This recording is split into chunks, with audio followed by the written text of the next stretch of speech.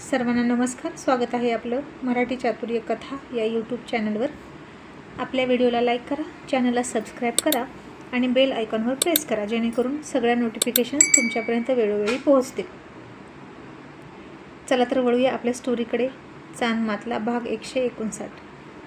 मग इकडे मुंबईमध्ये सुद्धा नवरात्र उत्सव सुरू होता. बघता बघता अष्टमीचा दिवस उजडला. उद्या देवी उठणार होत्या आणि देवीची मिरवणूक दरवर्षीच्या प्रथेप्रमाणे एका गल्लीतून जात होती.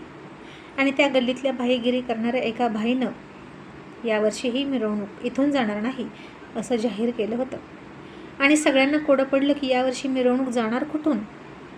आणि नेमकं ते कारण घेऊन मंडळातले लोक रविशेठकडे आले. आणि आता शशी नव्हता, त्यामुळे रविशेठ स्वतः उठले आणि त्या भाईला भेटायला गेले त्याच्या अड्ड्यावर. आणि त्यांच्यासोबत फक्त 2 लोक होते. आणि त्यांना बघून मनसूर भाई म्हणाले, आव रविशेठ आव, बैठो. आज इकडे कसं येणं केलं? ए पिंटू, 2 चायला, असं म्हणून त्यानं ऑर्डर दिली. आणि रविशेठ म्हणाले, मैं चाय नहीं पीता, एक ही चाय मंगवा लो.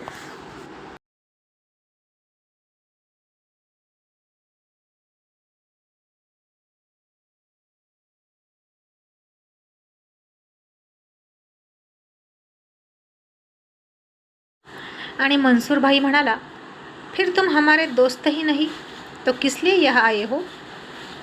आणि रविशेठ म्हणाले, आता सरळ सरळ मुद्द्यावरच येतो मनसूर. दरवर्षी ही मिरवणूक तुझ्या गल्लीतून जाते, तशीच यावर्षीही जाईल, बरोबर ना? आणि मनसूर भाई म्हणाला, गलत, यावर्षी जाणार नाही. रविशेठ म्हणाले, कारण काय? मनसूर शेठ म्हणाले, माझी मर्जी. रविशेठ म्हणाले, मनसूर, देवाचं काम आहे, अडवायचं नाही. मनसूर शेठ म्हणाले, माझी मर्जी आहे, कोणाला अडवायचं कोणाला नाही हे मी ठरवणार. आणि माझ्या मनात आलं ज्याला अडवायचं त्याला मी अडवू शकतो. आणि रविशेठ म्हणाले, इतक्या वर्षाचा रिवाज मोडशील का? मनसूर म्हणाला, रिवाज कोणी बनवला? आपणच. मग आपण मोडू शकतो आणि नवीन रिवाज पाडायचा, दुसरा मार्ग निवडायचा. रविशेठ त्याच्यावर डोळे रोखत म्हणाले, देवाचा रिवाज तोडता येत नाही मनसूर. मनसूरसुद्धा मस्तीत म्हणाला, देव तुझा आहे, माझा नाही, तर तुझं तू बघ देव कुठून न्यायचा, आणि मी रिवाज तोडला असं समज. आणि रविशेठ त्याला म्हणाले, मग मी तुला तुझ्याच गल्लीत येऊन तोडला तर मग काय करशील? आणि देव तुझा माझा सगळ्यांचाच आहे, आणि त्याचं नाही ऐकलं तर त्याला राग येतो आणि तो डायरेक्ट वरचं तिकीट काढतो. मनसूर हसत म्हणाला, रविशेठ, फक्त 2 माणसं घेऊन आलात आणि मला धमकी? बघायचं आहे का कुणाची ताकद जास्त आहे? आणि रविशेठ रिलॅक्स होऊन पाठीमागच्या खुर्चीत रेलत बसले आणि सिगारेट पेटवण्यासाठी मनसूरच्या खिशातून त्यांनी लायटर काढून घेतला आणि सिगारेट पेटवून म्हणाले, दाखव तुझी ताकद. आणि मनसूरनं आता त्याच्या माणसांना आवाज दिला आणि म्हणाला, आत्ताच्या आता याला पकडा आणि बांधून ठेवा, आणि त्या अजितलासुद्धा इथे येऊ देऊ नका. आणि आता त्याची माणसं आली आणि त्यांनी बंदूक, सत्तूर, चाकू घेतला आणि मनसूरच्याच गळ्याला लावला. तसा मनसूर पार हादरला आणि त्याची बोबडी वळली. आणि रविशेठ हसले आणि म्हणाले, बघितली माझी ताकद? आता पुन्हा माझ्या वाटेला जायचा विचार करू नकोस, नाहीतर तुझ्या दाढीला जितके केस आहेत तितके तुकडे होतील तुझे. आणि आता बोल, मिरवणूक कुठून जाणार? आणि मनसूर आता पाया पडून म्हणाला, इथूनच जाणार, माझ्या गल्लीतून जाणार, आणि सगळी तयारी मी करतो. रविशेठ हसून उठले आणि त्याला म्हणाले, अंबा माता तुझं भलं करो, आणि हसून निघून गेले. आणि आता इकडे अष्टमीच होती आणि चंदनपूरमध्ये शशी फार विषण्ण अवस्थेत बसला होता नदीच्या काठी, आणि एक एक दगड तो पाण्यात फेकत होता. अभिजित घाटावर खेळत होता. चंद्रासुद्धा त्याच्या मागे पायरीवर बसली होती. आणि चंद्रा म्हणाली, काय झालं, कसला विचार करतोस? शशी म्हणाला, सरपंच आणि दौलतचा. चंद्रा यांना कोणती भाषा समजेल ग? किती क्रूर आहेत ते. लोकांची घरं पेटवून देताना त्यांना जराही वाईट वाटलं नाही. आणि आता आज उरले सुरलेले सगळे लोक जीव मुठीत धरून झोपणार बघ. रात्रभर कोणाला झोप नाही येणार, आणि हे सगळं माझ्यामुळे होतं याचं मला वाईट वाटतं. चंद्रा म्हणाली, नीच माणसं आहेत ती. आता काय करायचं? सगळे गावकरी घाबरले. आता कोणीच तुझ्या मागं येणार नाही. शशी म्हणाला, एवढे घट उठले की जाऊया चंद्रा, बाबांना माझी गरज असेल, आणि मी इकडेच अडकून पडलोय. चंद्रासुद्धा म्हणाली, हो तू जसं म्हणशील तसं, असं म्हणून दोघेही शांत झाले. आणि बराच वेळ झाला तरी शशी चंद्रा बोलतच नव्हते. अभिजितचा सुद्धा काही आवाज नव्हता आला. शशीला वाटलं ती शांत आहे म्हणून बोलत नाही.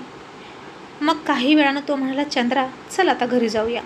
आणि त्यानं मागं बघितलं तर चंद्रासुद्धा गायब झाली होती. अभिजितसुद्धा गायब झाला होता. आणि त्यानं चकित होऊन बघितलं, इकडं तिकडं त्यांना हाका मारल्या पण दोघं कुठेच नव्हते. शशी आता पळत पळत घरी गेला तर ते घरीसुद्धा नव्हते. तो पुन्हा नदीच्या काठी पळत पळत आला. त्याला तिथे अभिजितची एक चप्पल दिसली. कोणीतरी त्याला फरफटत घेऊन गेले असं वाटत होतं. आणि शशीला आता खूप टेन्शन आलं. अभिजितला काही झालं तर तो स्वतःला माफ करू शकत नव्हता. आणि चंद्रासुद्धा गायब होती. याचा अर्थ दोघांना कोणीतरी पळवलं होतं. आणि कोणीतरी म्हणण्यापेक्षा हे काम सरपंच आणि दौलतचंच होतं. आणि आता यांना कुठे शोधायचं या पेचात तो सापडला. आणि कोणताही गावकरी त्याला मदत करणार नाही अशी त्याला खात्रीच होती. आणि आता इकडे वाड्यावर अष्टमी दिवशी सरपंच हसून म्हणाले, दौलतराव, कोंबडा आणि कोंबडी लय फडफड करतात. कधीच्यानं कालवा लावलाय त्यांनी. गड्यांना म्हणावं मुरगाळा त्यांच्या मुंड्या आणि टाका भोगुल्यात आणि शिजवा आणि मस्तपैकी ताव मारूया. दौलतनं आता फरमान सोडलं, गावरान कोंबडा कोंबडी शिजवायचं. आणि हसत हसतच रश्श्यावर ताव मारत होते. आणि इकडे शशी चंद्रा अभिजित म्हणून त्यांना सगळीकडे शोधत होता. पण त्या दोघांचा कुठेच पत्ता नव्हता. आणि खाऊन पिऊन सरपंच दौलतला म्हणाले, दौलतराव, आता वेळ आली आहे त्या मुंबईच्या बागला आलेल्या कोंबड्याची मान मुरगाळून टाकायची आणि इथल्याच गावरान पण आता मुंबईची झालेल्या कोंबडीची पखाड उपसून काढायची. आणि तो जो फडफड करत होता ना कोंबडा, त्याला कायमची अद्दल घडवायची वेळ आली. दौलत म्हणाला, म्हणजे आबा नक्की काय, तुम्हाला काय म्हणायचं आहे? आणि सरपंच हसून म्हणाले, त्या चंद्राच्या नवऱ्याची नस सापडली आम्हाला. आता बरोबर तो एकटा पडलाय. सगळे गावकरी त्याच्या विरोधात गेले. उगीच त्याचं ऐकलं आणि सरपंचासोबत पंगा घेतला असं म्हणायला लागले. आणि आता त्याची कुणीच मदत करणार नाही. आणि आम्ही आता त्याच्यावर घाव घालायला सुरुवात केली. गप गुमान इथनं निघून जायचं सोडलं आणि गावाच्या राजकारणात तोंड खुपसून बसला का? मग आता त्याची सुटका नाही. तो आता इथं चांगलाच रुतून बसलाय. दौलत म्हणाला, आबा आम्हाला नीट काय तर कळलं असं बोला की. आम्हाला काय बी कळत नाही. आणि सरपंच म्हणाले, दौलतराव, चंद्रा आणि ते पोरग आता आपल्या तावडीत आहे. आणि आता काय पण होऊ द्या, त्यांना सोडायचं नाही. आपला जीव गेला तरी चालेल, पण त्या चंद्राच्या नवऱ्याला अद्दल घडवायची म्हणजे घडवायची. बेण्यानं लय सतवलं. आमच्याकडून संडास बांधून घेतो काय आणि अख्ख्या गावाला शहाणपणा शिकवतो. मग आता त्याचा शहाणपणा त्याला नडला असं समजा. आता त्या दोघांनाही सोडू नका. तुम्ही व्हा पुढे, आम्ही आलोच, असं म्हणून सरपंच हसले. आणि दौलत आता क्रूरपणे हसायला लागला आणि त्याच्या कुऱ्हाडीला धार लावत होता. शशीने आता मालन आणि हौसा अक्काला सुद्धा सांगितलं की चंद्रा आणि अभिजित सापडत नाहीत. आता नक्कीच हे काम सरपंच आणि दौलतचं आहे. त्या दोघांनी यांना कुठं ठेवले कुणास ठाऊक. मालन आता लय घाबरली आणि म्हणाली, शशी आता काय करायचं, ती माणसं लय वाईट आहे ती, आणि त्यांनी काही बरं वाईट केलं त्यांच्यासोबत तर. शशी म्हणाला, नाही आत्या, माझा जीव गेला तरी चालेल, पण मी त्या दोघांना काहीच होऊ देणार नाही. मालन म्हणाली, नाही लेकरा, तुझा तरी जीव कुठं स्वस्त आहे, तू सुद्धा लय महत्त्वाचा आहे. त्यांना शोध आणि सुखरूप आण. शशी म्हणाला, आत्या अगं पण सगळीकडे शोधलं, मळ्यात सुद्धा शोधलं, पण कुठे असतील गं ते मला सापडत नाहीत. सरपंचानी त्यांना वाड्यावर तर नेलं नसेल का? आणि मालन म्हणाली, नाही, वाड्यावर नसेल नेलं, तो लय धूर्त माणूस आहे, मी बघते काय करायचं ते. असं म्हणून मालन हौसाकाकडे गेली.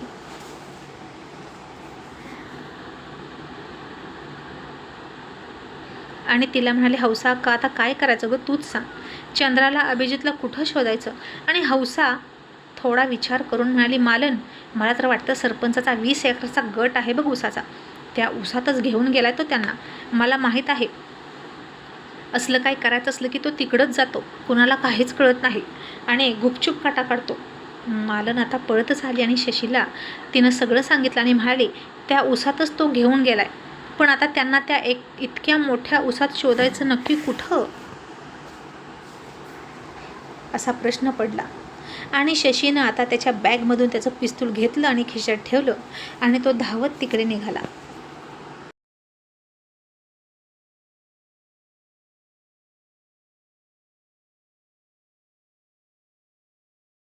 आणि इकडून दौलतसुद्धा धार लावलेली कुऱ्हाड घेऊन मिशीवर ताव देत चंद्रा आणि अभिजितकडे निघाला होता. आणि चंद्रा, आता तयार राहा, माझ्यासमोर आज मी तुला नागडी करून नाचवणार म्हणजे नाचवणार, असं म्हणून हसतच दौलत निघाला.